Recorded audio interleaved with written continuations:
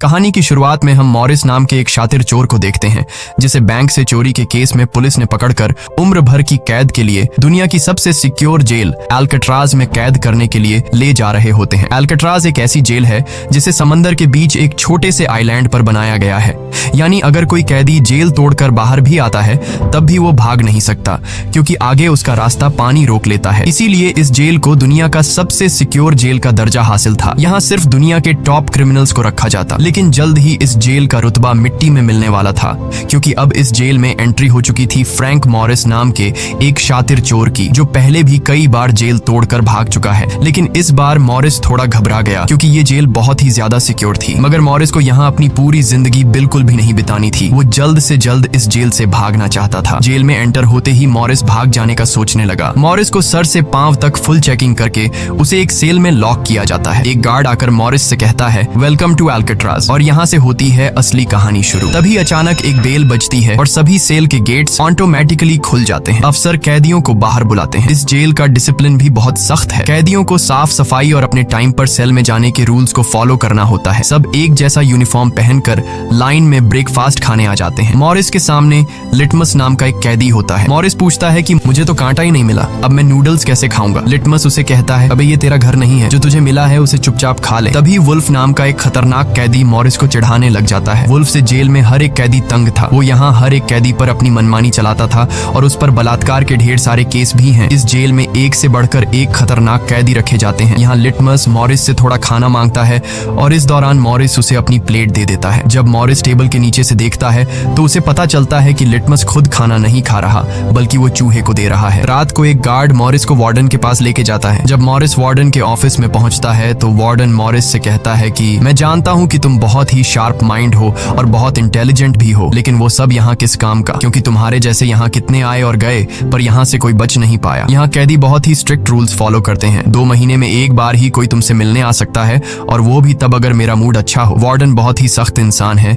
जो जरा सी गलती पर भी कैदियों को बहुत ही स्ट्रिक्ट पनिशमेंट देता है। वार्डन कहता है, यहाँ से भागने का सोचना भी मत, नहीं तो तुम्हारे टुकड़े टुकड़े कर दिए जाएंगे। जिस पर मॉरिस जवाब देता है, नहीं सर, आपके होते हुए यहाँ से कौन भागने का सोच सकता है। लेकिन असल में पहले दिन से ही मॉरिस के दिमाग में यहाँ से भागने की प्लानिंग शुरू हो चुकी थी। इस दौरान मॉरिस मौका देखते ही वार्डन का नेल कटर चुरा लेता है, जो वैसे तो बहुत ही छोटी सी चीज थी, पर मॉरिस को पता था कि एल्कट्राज जैसे जेल में इस छोटे से नेल कटर से भी बहुत बड़ा काम लिया जा सकता है। मॉरिस वापस सेल में आते ही इस नेल कटर को बाइबल में छुपा देता है। अगले दिन बाथरूम में वुल्फ फिर मॉरिस को परेशान करने लगता है, पर इस बार मॉरिस उसे छोड़ने वाला नहीं था। अब मॉरिस अपना असली रूप दिखाता है और उसे पकड़कर उसकी खूब धुलाई करता है। वुल्फ को पीटने के बाद अब मॉरिस का पूरे जेल में एक अलग रुतबा बन गया। हर कोई मॉरिस से डरने लगा। इसके बाद मॉरिस को लाइब्रेरी में काम दिया जाता है। वहाँ इंग्लिश नाम के एक आदमी से उसकी मुलाकात हो जाती है। वो इस जेल का सीनियर कैदी है। इंग्लिश को भी 2 आदमियों के कत्ल की वजह से उम्र भर की कैद सुनाई गई थी। उसने इस जेल में अपनी आधी जिंदगी गुजार दी थी। वो इस जेल के चप्पे चप्पे से वाकिफ है। उसे जेल की हर बात की खबर रहती है। उसे यह भी पता होता है कि आज सुबह मॉरिस और वुल्फ की लड़ाई हुई थी। वो मॉरिस को कुछ किताबें देता है जिन्हें मॉरिस को हर एक कैदी के सेल में पहुंचाना होता है। अगले सीन में खुले जगह को दिखाते हैं जहाँ कैदी कोई न कोई गेम खेल रहे होते हैं। तभी वो डॉक नाम का एक आर्टिस्ट से मिलता है जो खुद की पेंटिंग बना रहा होता है।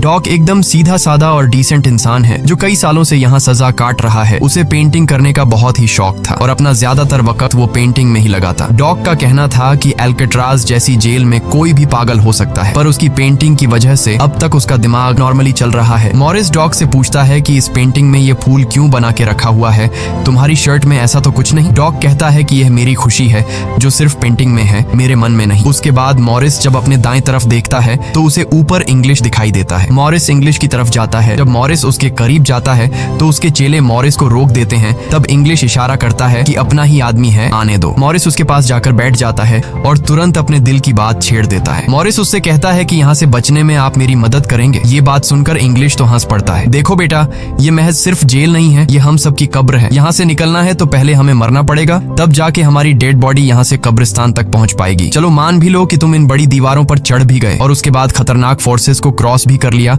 और किसी जादुई शक्ति से तुम यहाँ के सैकड़ों गार्ड से बचकर जेल से बाहर भी निकल जाओ, तब भी यहाँ से भाग नहीं पाओगे क्योंकि आगे तुम्हारा रास्ता समुंदर रोक लेगा। इसलिए टाइम बर्बाद मत करो और चुपचाप सजा काट लो, कम से कम जिंदा तो बचे रहोगे। लेकिन मॉरिस अपने इरादे का पक्का था। वो हर हाल में इस जेल से भागना चाहता था। उस रात एक अफसर मॉरिस को बताता है कि तुम्हें कल से कारपेंट्री का काम दिया गया है। 1 घंटे का 50 सेंट्स दिहाड़ी भी दी जाएगी। मॉरिस फौरन इस काम के लिए राजी हुआ क्योंकि उसे लगा कि वहाँ उसे कोई ऐसा औजार मिल सकता है जिससे उसके भागने में काम आ सकता है। अगले दिन मॉरिस लिटमस से यहाँ से बचने का रास्ता पूछता है। लिटमस कहता है, अरे ये तो बहुत ही आसान है, हर सेल में एक एयर वेंट होता है, उसके जरिए तुम छत पर पहुंच सकते हो, वहाँ से शायद तुम बच पाओ। और मॉरिस की बातों पर मुस्कुराते हुए वहाँ से चला जाता है। तब डॉक मॉरिस को खबरदार कर देता है कि वुल्फ तुम्हारी तरफ आ रहा है। तभी वुल्फ मॉरिस पर चाकू से वार करने आता है। मॉरिस अपना कोट हाथ में लपेटकर उसके साथ लड़ने लग जाता है। इतने में एक गार्ड उसे रोकने आता है तो वुल्फ गार्ड पर भी चाकू से वार कर देता है। अब मामला बिगड़ जाता है और वॉच टावर का गार्ड शूट करने लगता है। तब जाकर मॉरिस और वुल्फ लड़ना बंद करते हैं। मॉरिस को पता नहीं था कि वॉच टावर पर भी एक गार्ड है। वो अब एक एक करके इस जेल की हर बात को नोटिस करने लग जाता है। मॉरिस और वुल्फ को गार्ड्स डी ब्लॉक में ले जाते हैं जहाँ रात भर कैदियों को अंधेरे में रखकर टॉर्चर किया जाता है। ये एक ऐसा सेल था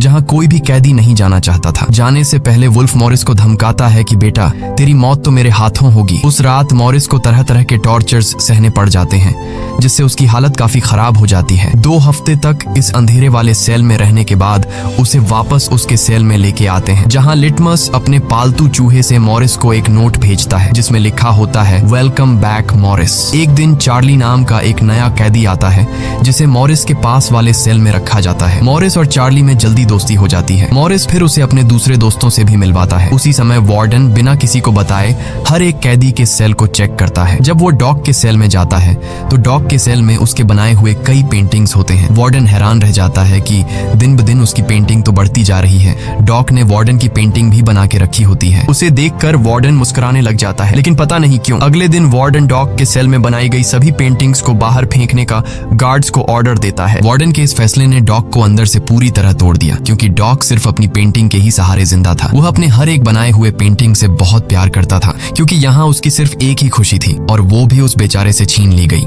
मॉरिस उसे समझाता है कि कोई बात नहीं, वो सिर्फ पेंटिंग ही तो थी, तुम और भी बना सकते हो। लेकिन डॉग इस सदमे से बाहर नहीं आ पा रहा था। अगले दिन उसे देखकर मॉरिस गार्ड से कहता है कि प्लीज डॉग पर नजर रखिए, वो बहुत ही परेशान दिख रहा है, कहीं वो खुद को नुकसान न पहुंचा ले। फिर गार्ड मॉरिस को कहता है तुम अपने काम से काम रखो। डॉग को भी मॉरिस के साथ कारपेंटर का काम दिया जाता है। तभी डॉग छुपकर मॉरिस की जेब में कुछ रख देता है। उसके बाद वो एक गार्ड को बुलाता है और कारपेंटरी के लिए दी गई कुल्हाड़ी से अपनी 3 उंगलियां काट लेता है और कहता है कि जिन उंगलियों से मैं पेंट नहीं कर सकता उनकी मुझे जरूरत नहीं है। यह कहकर वो चिल्लाने लग जाता है। तब गार्ड उसे पकड़ कर ले जाते हैं। मॉरिस देखता है कि डॉग ने उसके कोट में वही फूल डाल दिया है जिससे उसने अपनी पेंटिंग बनाई थी। शायद वो मॉरिस को बताना चाहता है कि इन लोगों ने मेरी खुशी मुझसे छीन ली। मॉरिस डॉग की कटी हुई उंगलियां उठाकर एक डिब्बे में डालता है और गार्ड को देखकर कहता है कि जाओ अपने वार्डन को दे दो, वो इसे देखकर बहुत खुश होगा। अगले दिन मॉरिस अपने सेल में बैठा होता है। तभी वो देखता है कि एक कॉकरोच एयर वेंट के अंदर जा रहा है जिससे उसे अंदाजा हो जाता है कि यहाँ से बाहर जाने का कोई रास्ता जरूर होगा। इतने में इंग्लिश आकर बताता है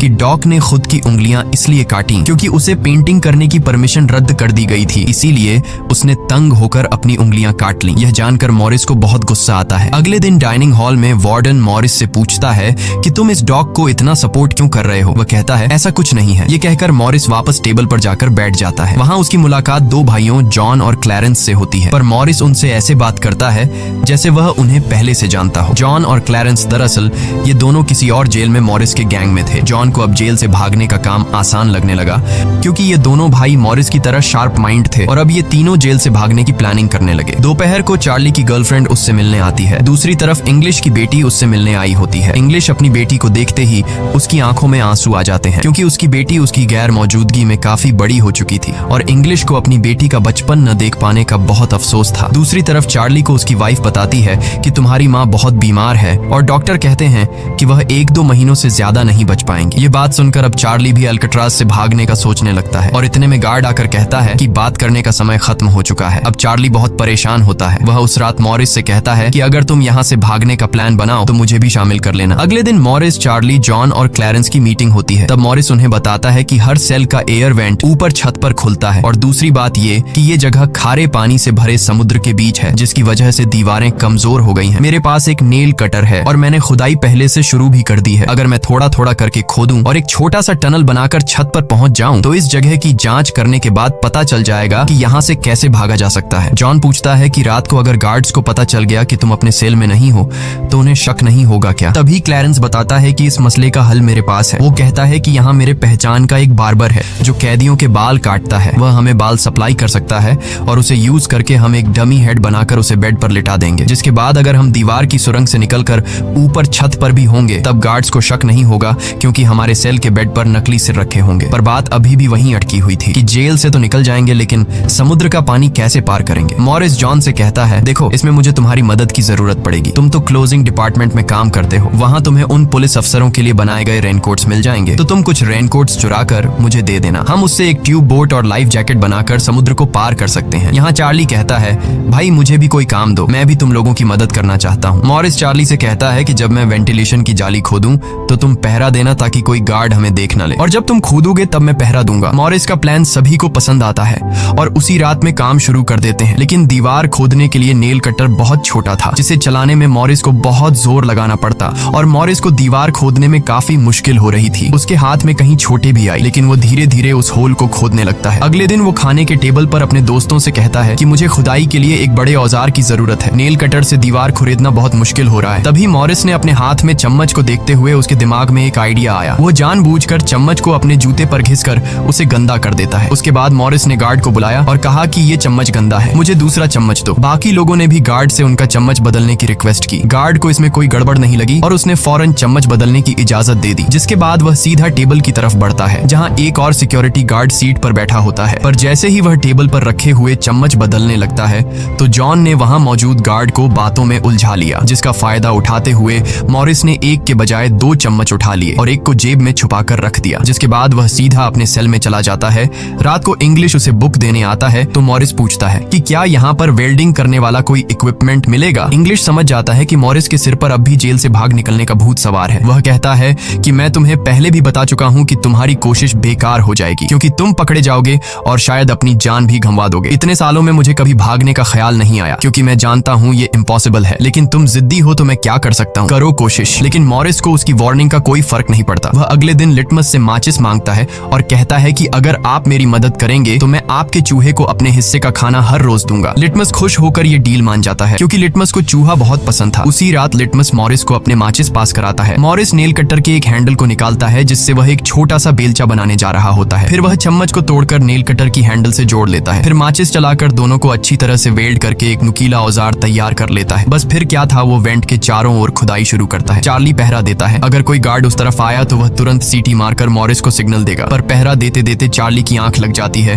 और तभी वहां पर एक गार्ड आता है। पर खुशकिस्मती से ऐन वक्त पर इंग्लिश ने बीच में आकर उस गार्ड का ध्यान भटकाया और दूसरी तरफ इंग्लिश की बातचीत सुनते हुए चार्ली की भी आंख खुल गई, लेकिन टेंशन में वह सीटी भी नहीं मार पाता। जिसके बाद वह कोई चीज गिरा देता है तो मॉरिस उसका इशारा समझकर वेंट को कवर करके बेड पर लेट जाता है। गार्ड पूछता है कि यहाँ कुछ जलने की स्मेल आ रही है। मॉरिस कहता है, सर आपके रहते मजाल है कि कोई स्मोक करेगा, मुझे तो कोई बू नहीं आ रही है। उस गार्ड को भी ठंडक पहुंचती कि चलो कोई तो मेरी कदर करता है। उसके जाते ही मॉरिस वेंट के चारों ओर कंक्रीट निकाल देता है, लेकिन वो देखता है कि वेंटिलेशन जाली के साथ पेच भी घुसे गए हैं जिसे काटने के लिए कोई शार्प औजार लगेगा। इस दौरान मॉरिस को जब भी बाहर जाने का मौका मिलता तब वह ग्रिल से निकली हुई सीमेंट को चुपचाप बाहर गिरा देता। अगले दिन कारपेंटर का काम करते हुए वह एक मेटल उठा लेता है जो चाकू की तरह शार्प है, लेकिन चार्ली उसे कहता है कि मेटल डिटेक्टर से बचकर तुम्हें इसे बाहर कैसे लेके जाओगे। मॉरिस बहुत ही कॉन्फिडेंस से कहता है कि वो सब मैं देख लूंगा। जब मॉरिस बाहर जाता है तो दरवाजे पर मेटल डिटेक्टर बजने लगता है। दरअसल मॉरिस मेटल को हाथ में उठा लाया था। गार्ड पूछता है कि ये क्यों लेके जा रहे हो? मॉरिस कहता है, सर वो मैंने सोचा कि कपड़े टांगने के लिए इसे यूज करूंगा। गार्ड कहता है, ज्यादा होशियार मत बनो और वो मुझे दे दो। ये कहकर गार्ड वो मेटल उससे ले लेता है और मॉरिस को पूरी तरह चेक करके जाने देता है, लेकिन अपना हीरो तो हीरो है। दरअसल उसने 2 मेटल चुराए थे, एक हाथ में लाया था और दूसरा शूज में छुपा के रखा हुआ था। उस शार्प मेटल से वह ग्रिल को काट लेता है। अब बारी आती है गार्ड्स को चकमा देने के लिए नकली सिर बनाने का, जिसके लिए ये चारों अपनी जिम्मेदारी का काम करते हैं। चार्ली गार्ड से थोड़ा पेंट मंगवाता है। वो गार्ड से कहता है कि मुझे आर्ट बनाने का शौक है। गार्ड भी इनकार नहीं करता और पेंट उसको ला कर दे देता है। मॉरिस उस होल से निकाले गए कंक्रीट को पीसकर एक पाउडर बनाता है। जॉन नाई की दुकान से बाल इकट्ठा करके लाता है और क्लैरेंस लाइब्रेरी से पुरानी किताबें इकट्ठा कर लेता है। सारा सामान इकट्ठा होने के बाद मॉरिस पानी और पुराने मैगजीन का इस्तेमाल करके एक डमी सिर बनाने लगता है, जिसके ऊपर पेंट और नकली बाल लगाकर बिल्कुल रियल दिखने वाला एक नकली सिर तैयार कर लेता है। साथ ही साथ मॉरिस ने अपने प्लान को और मजबूत करने के लिए नकली कार्डबोर्ड बनाए, जिससे कोई शक नहीं कर पाएगा कि सामने की दीवार में किसी ने सुरंग बनाई है। एक रात मॉरिस ने अकेले ही ऊपर जाने का फैसला किया, जिसके लिए उसने अपनी बनाई गई नकली खोपड़ी को बेड पर रखा और उसे गर्दन तक कंबल से ढक लिया। जिसके बाद वह नकली कार्डबोर्ड लेकर सुरंग से बाहर निकल आता है। वहां मॉरिस पाइप्स को पकड़कर धीरे धीरे ऊपर छत पर चढ़ जाता है। दूसरी तरफ चार्ली बाहर पहरा दे रहा होता है। छत पर पहुंचने के बाद मॉरिस देखता है कि वहां ऊपर एक लोहे का ग्रिल है, जिस तक वह कूद कर भी नहीं पहुंच पाता। इसी बीच एक गार्ड आता है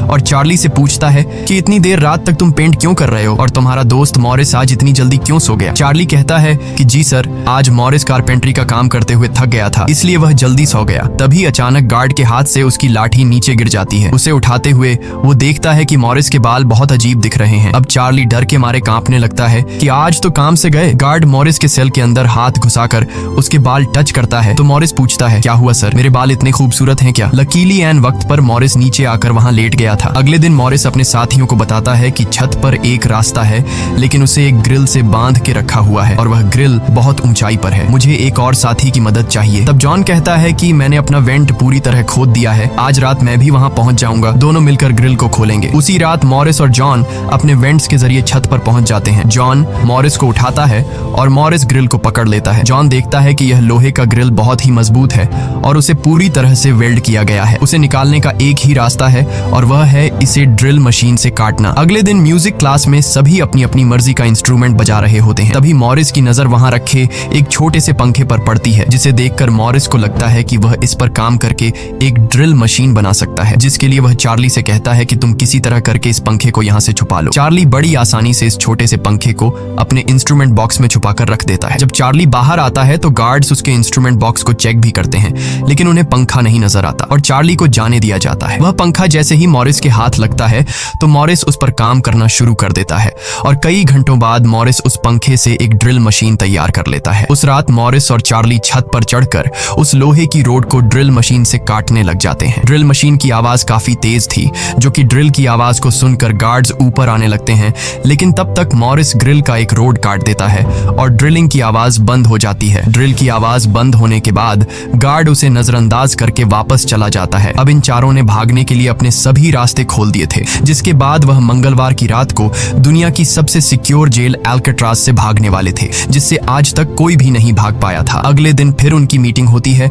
और वह भी मूवी हॉल में, जहां सब मूवी देख रहे होते हैं। मूवी की आवाज के बीच मॉरिस जॉन और क्लैरेंस से पूछता है कि क्या तुम्हारा वेंट तैयार हुआ है और उन रेनकोट्स का क्या हुआ जिससे हम ट्यूब बोट्स और लाइफ जैकेट्स बनाने वाले थे। वह बताते हैं कि सब तैयार है, हमारा डमी सिर भी एकदम रेडी है, बस बच निकलने की देरी है। अगली सुबह नाश्ते के दौरान मॉरिस ने डॉग की दिए हुए फूल को टेबल पर रखा। वार्डन ने जब इस फूल को देखा तो वार्डर उनकी टेबल पर आकर वहां रखे हुए फूल को मसल देता है। ये देखकर लिटमस को बहुत गुस्सा आता है, क्योंकि ये फूल डॉग का फेवरेट था और डॉग मर चुका था। लिटमस तो गुस्से में उस पर हमला करता है कि एक तो तुमने डॉग को मार दिया और दूसरी तरफ तुम उसकी दी गई एक छोटी सी निशानी को भी नहीं छोड़ रहे हो। लेकिन जैसे ही वह वार्डन पर हमला करता है, उसे अचानक हार्ट अटैक आ जाता है और वह नीचे गिर पड़ता है। मॉरिस को वार्डन पर बहुत गुस्सा आता है और चारों उसी रात बच निकलने का फैसला करते हैं। मॉरिस आधी रात का इंतजार कर रहा होता है ताकि गार्ड्स का पहरा जरा कमजोर हो जाए तो हम आसानी से बच निकल पाएंगे। तभी मॉरिस के सेल में इंग्लिश उसे कुछ बुक्स देता है तो मॉरिस कहता है कि आखिरी बार तुमसे हाथ मिलाना चाहता हूँ। इंग्लिश समझ जाता है कि मॉरिस ने यहाँ से बचने का पक्का प्लान बना लिया है। वह चुपचाप यहाँ से चला जाता है, लेकिन फिर जो होता है वह मॉरिस ने बिल्कुल भी नहीं सोचा था। वार्डन अचानक उसके सेल को चेक करने आता है, जैसे वार्डन को किसी ने उसके प्लान के बारे में बता दिया हो। मॉरिस बहुत ज्यादा घबरा जाता है, क्योंकि इतने महीनों की मेहनत के बाद उसकी मेहनत पर पानी फिरने वाला था। वार्डन ने मॉरिस के सेल के हर एक कोने को चेक करने का हुक्म दिया। गार्ड मॉरिस के सेल की हर एक चीज को चेक करता है, लेकिन मॉरिस कोई आम कैदी नहीं था कि उसने कोई छोटा मोटा प्लान बनाया था, बल्कि उसने एकदम साफ और परफेक्ट प्लान बनाया था, जिसे वार्डन तो क्या बल्कि वार्डन का दादा भी नहीं पकड़ सकता था। यहाँ तक कि गार्ड ने जब खास उस जगह से सूटकेस हटाया जहां मॉरिस ने सुरंग करके भागने का रास्ता बनाया था, तो वहां भी मॉरिस नहीं पकड़ा गया, क्योंकि उसने पहले से ही एक नकली कार्डबोर्ड बनाकर दीवार में बिल्कुल बारीकी से फिट कर लिया था। जब वहां कुछ नहीं मिलता तो वार्डन और गार्ड चले जाते हैं, लेकिन गार्ड बताता है कि मॉरिस और चार्ली रात भर बातें करते रहते हैं, मुझे तो दाल में कुछ काला लग रहा है। वार्डन कहता है ठीक है, कल तुम मॉरिस का सेल चेंज कर दो, जिससे वो दोनों न साथ रहेंगे और न ही बात कर पाएंगे। अगले दिन ब्रेकफास्ट के टाइम पर वुल्फ मॉरिस को फिर धमकाता है और मॉरिस से कहता है कि आज रात तुम्हारी आखिरी रात होगी। मॉरिस अपने साथियों से कहता है कि यह गधा ठीक कह रहा है, आज रात यहाँ मेरी आखिरी रात ही होगी। लेकिन दोपहर को ही वुल्फ मॉरिस पर चाकू से वार करने जाता है, तभी इंग्लिश बीच में आकर वुल्फ को पकड़ लेता है। दरअसल इंग्लिश भी मॉरिस की मदद करना चाहता है, वह कामयाब हो या ना हो, लेकिन इंग्लिश मॉरिस के काम में मदद करना चाहता है। उस रात मॉरिस, जॉन, क्लैरेंस और चार्ली ने अपने अपने वेंट के रास्ते से निकलकर ऊपर छत पर मिलने का फैसला किया। यहाँ तो चार्ली अपने साथियों के साथ भागने के लिए राजी हो जाता है, लेकिन फिर जैसे ही वह सेल में पहुंचता है तो उसे घबराहट होने लगती है। सेल में अकेला बैठकर उसने प्लान में शामिल न होने का फैसला किया और उसके बाकी 3 साथी अपने अपने वेंट के रास्ते से निकलकर ऊपर छत तक पहुंच जाते हैं। वह तीनों काफी देर तक चार्ली का इंतजार करते हैं, लेकिन काफी टाइम गुजरने के बाद जब उन्हें लगता है कि चार्ली नहीं आएगा तो वह चार्ली को छोड़कर निकलने का फैसला कर लेते हैं। वह तीनों अपने प्लान के मुताबिक आगे बढ़ने लगे, लेकिन इधर चार्ली की आंखों के सामने उसकी आजादी का सपना दूर होता जा रहा था। वह तीनों धीरे धीरे सर्चलाइट से छुपकर भागने लगे। इस तरह से वह छुप छुप कर बिल्डिंग के एंड पर पहुंच जाते हैं। तभी सेल में बैठे चार्ली के दिल में जोश आता है और वह भी भागने का इरादा कर लेता है। वह अपने वेंट के रास्ते से निकलकर ऊपर छत तक पहुंच जाता है, लेकिन अब बहुत देर हो चुकी थी, क्योंकि वह अकेला वहां ऊपर के उस दरवाजे तक नहीं पहुंच पा रहा था। यानी उसने अपनी आजादी का मौका डर की वजह से गंवा दिया। दूसरी तरफ वह तीनों छत पर पाइप से लटक कर नीचे जमीन पर आ जाते हैं और टावर में बैठे सिक्योरिटी गार्ड की नजरों से बचते हुए जेल की आखिरी दीवार तक पहुंच जाते हैं। और फिर वह तीनों बारी बारी उस फेंस की दीवार पर चढ़कर जेल से बाहर निकल आते हैं। अब वह तीनों तेजी से दौड़ते हुए समंदर के किनारे आ गए। फिर वह तीनों रेनकोट को निकालकर उसमें मुंह के जरिए हवा भरने लग जाते हैं। मुंह से भरने में उन्हें काफी टाइम लग रहा था, लेकिन इसके अलावा उनके पास कोई दूसरा रास्ता नहीं था। इसीलिए वह तीनों अपनी पूरी जान लगाकर जैसे तैसे करके रेनकोट से बनी ट्यूब बोट को आखिरकार फुला देते हैं और बोट को पानी में डाल देते हैं। इस तरह से यह तीनों अल्काट्राज के रुतबे को मट्टी में मिलाते हुए भाग जाते हैं। अगली सुबह एक गार्ड हर सेल को चेक कर रहा होता है। शुरुआत में गार्ड को सब कुछ नॉर्मल दिखाई देता है, लेकिन जब वो चार्ली के पास पहुंचते हैं तो चार्ली अपने सेल में भूत की तरह खड़ा होता है और दिल ही दिल में खुद को ताने दे रहा होता है कि काश कल रात को थोड़ा सा हिम्मत जुटा लेता तो शायद बाकी लोगों के साथ बच निकल जाता। गार्ड पूछता है कि तुम्हारा दोस्त यह इतनी देर तक क्यों सो रहा है। यह कहकर वो मॉरिस के सेल में जाकर उसे आवाज देता है, लेकिन मॉरिस की तरफ से कोई जवाब नहीं मिलता तो गार्ड को गुस्सा आता है और वो सेल खोलकर उसे बालों से पकड़कर उठाने की कोशिश करता है। लेकिन जब गार्ड उसे जोर से ऊपर की तरफ खींचता है तो सिर नीचे गिर जाता है। यह देखकर गार्ड के पैरों तले जमीन ही खिसक गई, क्योंकि मॉरिस अब सेल में नहीं बल्कि बाहरी दुनिया के मजे ले रहा है। बेड पर तो उसने अपना डमी हेड छोड़ दिया था, जिसके बाद पूरे अल्काट्राज में सायरन बजने लग जाते हैं। पूरे जेल में यह बात फैल गई कि जेल से कुछ कैदी भाग चुके हैं, जिसके बाद वार्डन जेल के चप्पे चप्पे में उन तीनों को ढूंढने लगता है। जब वो तीनों जेल के अंदर नहीं मिलते तो वार्डन समुद्र में एक सर्च ऑपरेशन चलाता है। वार्डन को यकीन नहीं होता कि वो तीनों बच निकल गए। उसे लगता है कि जरूर तीनों पानी में मरे होंगे, पर अंदर ही अंदर वार्डन जानता था कि वो तीनों बहुत ही स्ट्रांग थे। उन तीनों ने समुद्र के पानी को पार करके अब आजादी का सांस ले रहे होंगे। वार्डन से हेडक्वार्टर के अफसर सवाल पे सवाल उठा रहे होते हैं, तुम क्या सो रहे थे जब वो तीनों बच निकले। वार्डन बहुत ही टेंशन में होता है, लेकिन तभी वहां पर वार्डन को डॉग का वही फेवरेट फूल मिलता है। इसका मतलब ये था कि मॉरिस वार्डन से डॉग का बदला भी लेना चाहता था। तब सर्च टीम का हेड आकर बताता है कि सर, हर तरफ सर्च हो चुका है, लेकिन उनकी बॉडीज नहीं मिली। अब वार्डन अपनी नौकरी और खुद की इमेज बचाने के लिए उसे कहता है कि जैसा मैं कहता हूँ वैसे रिपोर्ट लिखो कि उन तीनों ने बचने की कोशिश की, लेकिन वो तीनों पानी में डूबकर मर गए। लेकिन वॉल्टन की इस बात पर किसी को भी भरोसा नहीं हुआ, जिसके बाद मॉरिस अल्काट्राज जेल तोड़ने से पूरी दुनिया में जीनियस के नाम से मशहूर हुआ। इस घटना के 1 साल के बाद अल्काट्राज जेल को बंद कर दिया गया, क्योंकि अब इसकी कोई गारंटी नहीं थी कि यहाँ से कोई बच नहीं सकता। इस तरह से सच्ची कहानी पर बनाई गई ये फिल्म खत्म हो जाती है। अगर वीडियो आपको अच्छी लगी हो तो हमारे चैनल को सब्सक्राइब और वीडियो को लाइक जरूर कीजिएगा।